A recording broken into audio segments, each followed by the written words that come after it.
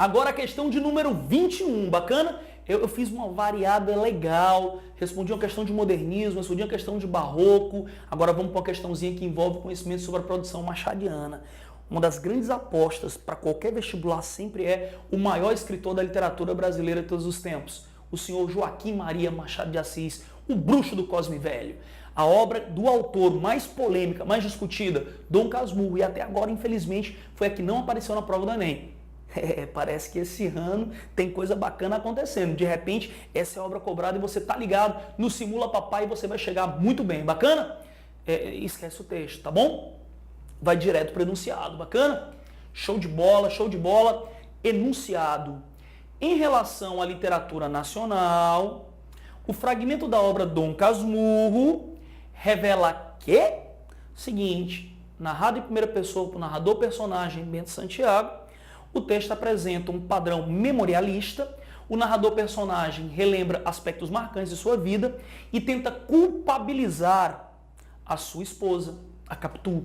Ele entende que a Capitu teve um caso com seu melhor amigo, o Escobar, e o fruto dessa relação seria Ezequiel, que o Bentinho criava como se fosse filho.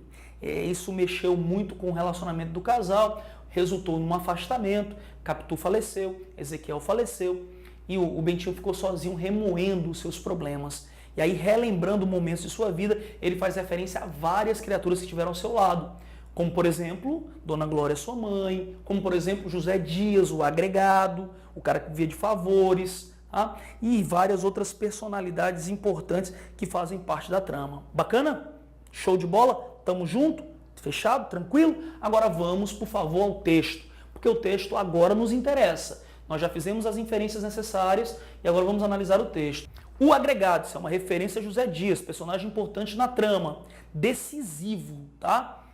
Era nosso agregado desde muitos anos. Meu pai ainda estava na antiga fazenda de Itaguaí e eu acabava de nascer. Um dia apareceu ali vendendo-se por médico homeopata.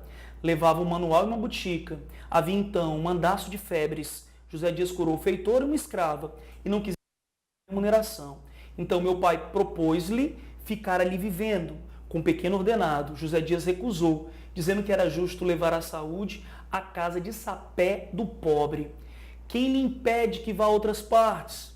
Vá onde quiser, mas fique morando conosco. Voltarei daqui a 3 meses.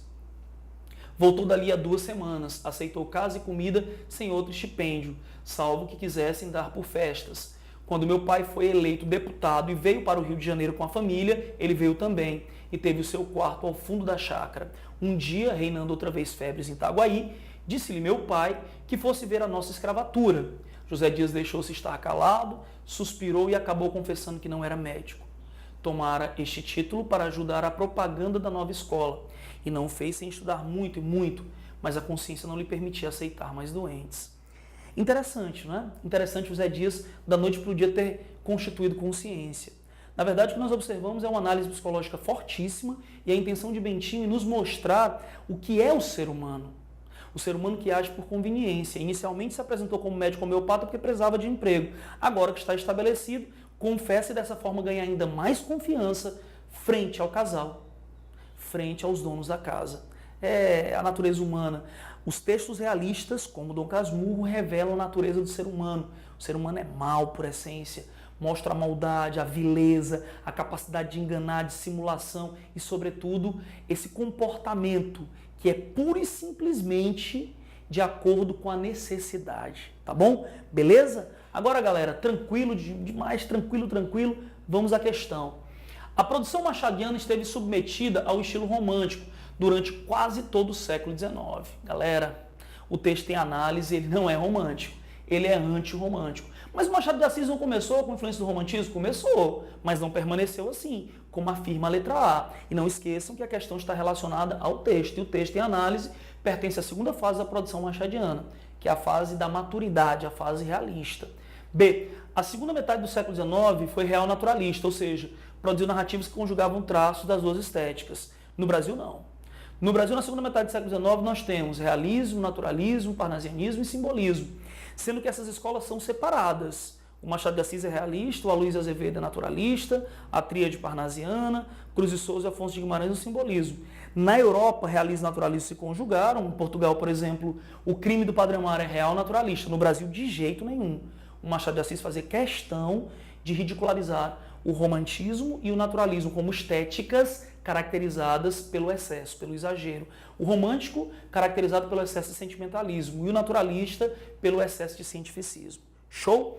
Letra C. Aquela passou por uma grave crise estética durante todo o século XIX. Fato perceptível na vasta e previsível produção machadiana. Vasta e previsível produção machadiana? A produção machadiana não é previsível. A produção machadiana é surpreendente. Uma das marcas mais importantes da prosa da segunda fase do autor é a presença de anticlímax, de frustração de expectativas. Letra B. As produções literárias da época passaram ao largo das questões político-sociais. Está muito errado. Muito, mas muito mesmo. Os textos realistas são comprometidos com as questões de cunho social. As obras assumiram uma postura de engajamento, comprometimento com as questões político-sociais, e analisaram as questões político-sociais através do olhar irônico sobre a conduta humana. Irônico é crítico sobre o comportamento humano, revelando vícios graves da vida em sociedade, tais como a mentira, perceptível lá, ele mentiu dizendo que era médico e quando num determinado momento, precisando cuidar de um grande número de pessoas, ele não tinha competência para tal, acabou revelando a mentira. A bajulação agregada era um puxa-saco, e o cinismo. Professor, mas ele falou a verdade no final. Que falou a verdade? Ele foi cínico. Teve o cinismo de admitir que no passado enganou a toda aquela família. Nós observamos que a resposta perfeita é a letra E. Bacana? Tamo junto, galera!